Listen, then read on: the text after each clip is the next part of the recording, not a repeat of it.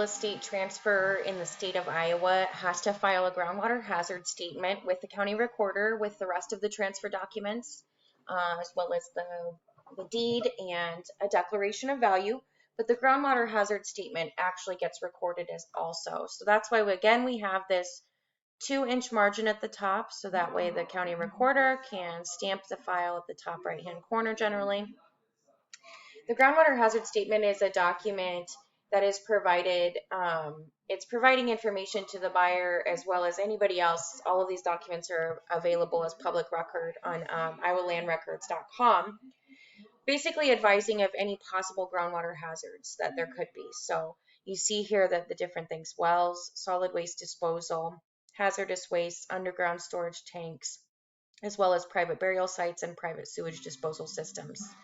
If there is a septic system on the property, that does have to have an additional document called a time of transfer inspection that is done by the DNR, and then that's attached to this document and then provided to the recorder, and all of it gets recorded together.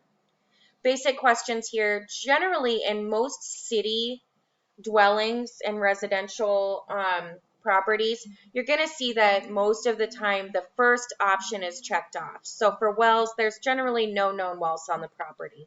If there is a well on the property, then that seller does need to provide a drawing of basically where the well is on the property in relation to the home, if there is a home on the property. If not, they just basically need to, draw out where the well is in proximity, so that way that the purchaser knows where that well is, as well as anybody else that wants to pull up these documents.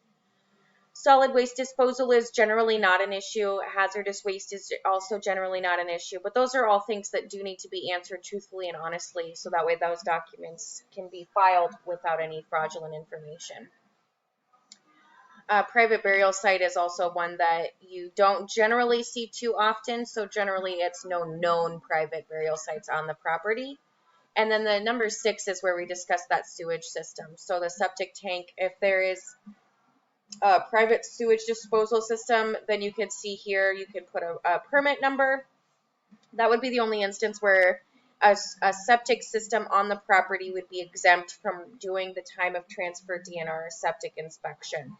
If it was just installed within the last 2 years, then they could put the permit number here and they would not have to do a time of transfer.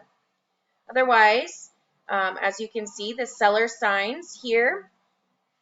Any additional information can be put here if there is a septic system. Generally, this page is not necessary if there is no septic system on the property. And then the seller can sign, and that is all.